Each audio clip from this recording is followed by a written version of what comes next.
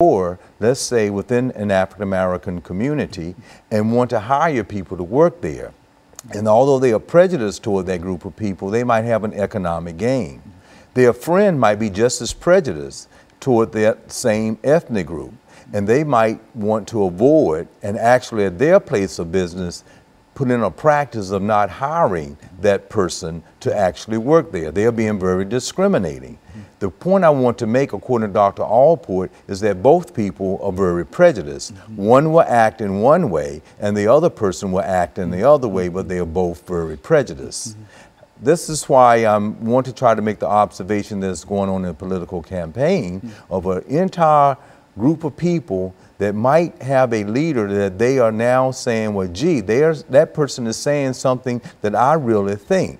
And while at one point they may not have expressed it out loud, now they're willing to show up and to express it, because there are those two types of people that might have a dislike for certain policies or other group of people, but might act out their prejudice openly because they feel that someone else is a billionaire or in a leadership role and can say and act in that way, that so can I. And so in real sense, Dr. Sanford, as we get ready to end this segment this morning, we're saying that prejudice has an impact upon all of us. A person can either be prejudiced or not prejudiced, but whatever his attitude might be, he's going to live within a community of folks that will have an impact. And we're going to talk this morning about some of the acts of prejudice. What we'll do, we'll take our first commercial break, and we'll be back with our audience following this very, very short commercial break.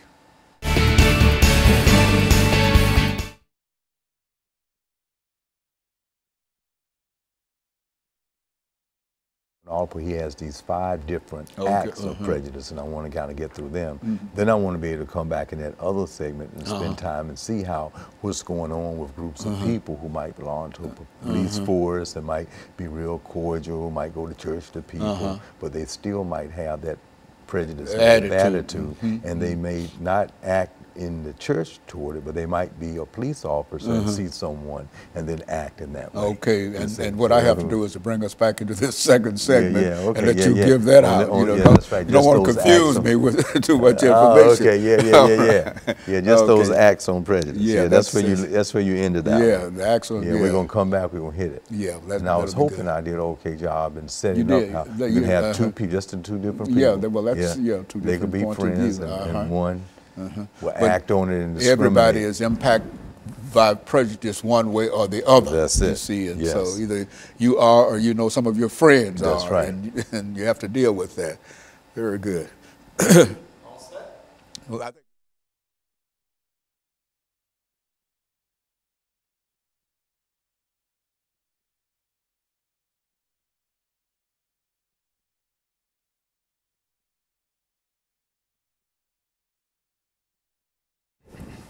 thank you, and welcome back to the second segment of the show for today. The topic is Acts of Prejudice, Prescription for Racism, and the guest is Dr. EKSanford from Tennessee State University. And Dr. Sanford, during this second segment, let's give you an opportunity to lay out for our audience this morning some of the things that you consider to be acts of prejudice, and that will give us an opportunity to further lead this segment and then go into the next segment and develop some of the things that you're going to talk about during this segment. Okay. Yes, again, and a prejudice is a negative attitude that a person or group of people might have toward another, a dislike. And as we stated in the last segment, to kind of follow up just briefly, is that they might have this dislike and not really link that to the way they may think or feel or be unaware of it. Dr. Gordon Allport, in his classic book entitled The Nature of Prejudice, he has 5 different levels of acts of prejudice.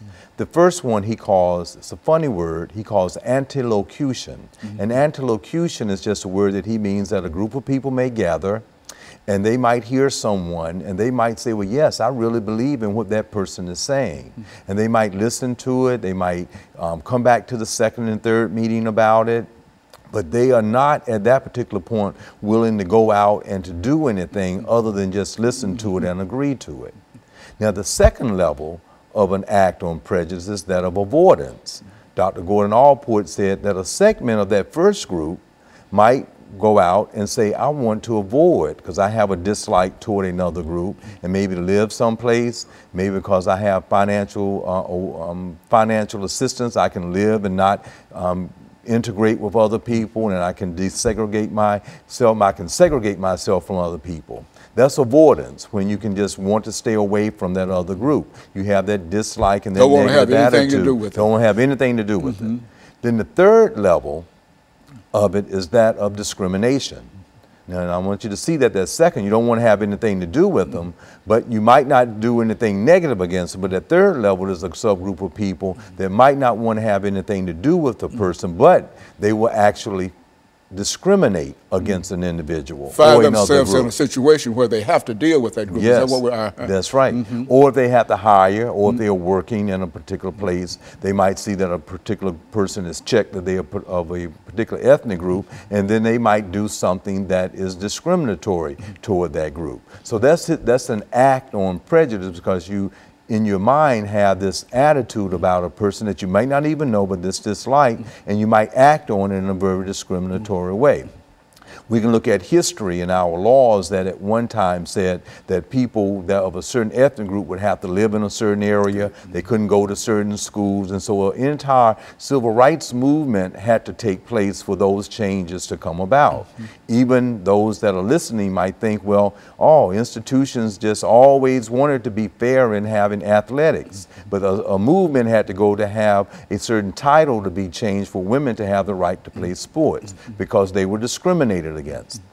So then he looks at the next level of acts on prejudice, is that a physical attack. Okay. That's when they have this negative attitude toward this other group, that they're not only wanting to avoid and to discriminate, but they're going to organize themselves to actually go out and to then physically attack another group. We might remember the dark history in America where the Ku Klux Klans may have gone out and burned houses down, crosses, very intimidating. And that was a physical attack. And then the fifth level is called extermination. That's an act of prejudice where you're so racist toward another group of people, you target them and try to really do away with the entire group. That's extermination. Physical extermination. Physical extermination. Yes, you were just clearly trying to do it, and we can see that's the reason of World War II, because of what happened in Nazi Germany. Those types of things occurred. So we have those types of examples of acts of prejudice that is within our society today. Now, what I wanted to try to share that for is simply this.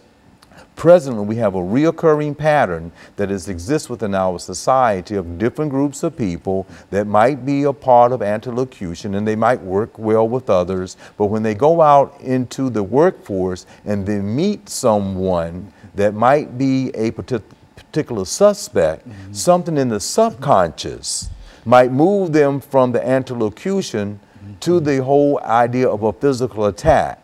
And then they might unwantingly shoot that person or kill that person. And they would see some things that really didn't happen to try to justify it.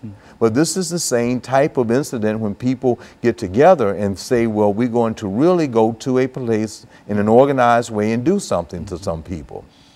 So now we're in a society where some people are feeling victimized by this peculiarity of acts on prejudice that might be at the level of anti-locution, where they might do a little bit of the avoidance within the workplace and stay away, and then people there might leave with a certain feeling, and that person that avoided might not think they did anything toward that other person at all.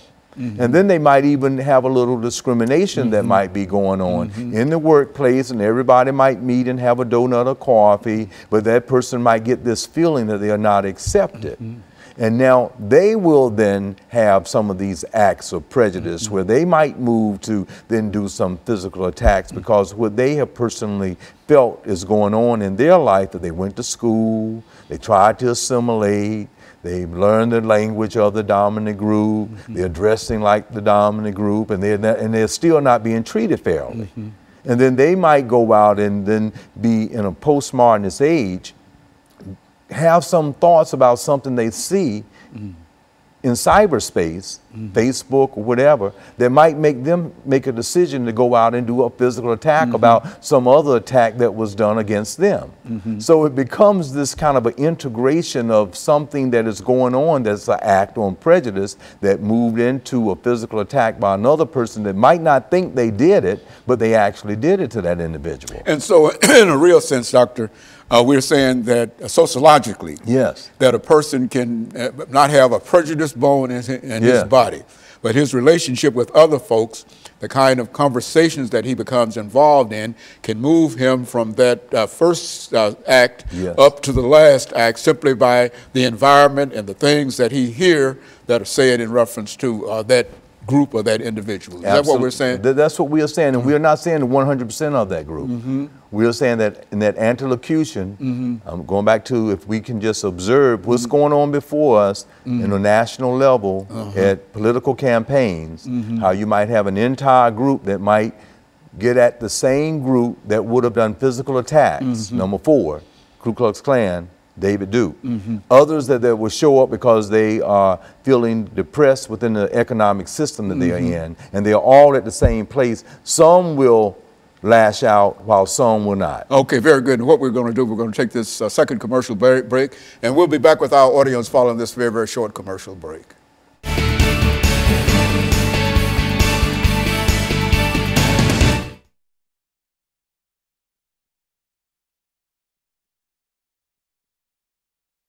A situation where he might run across that first stage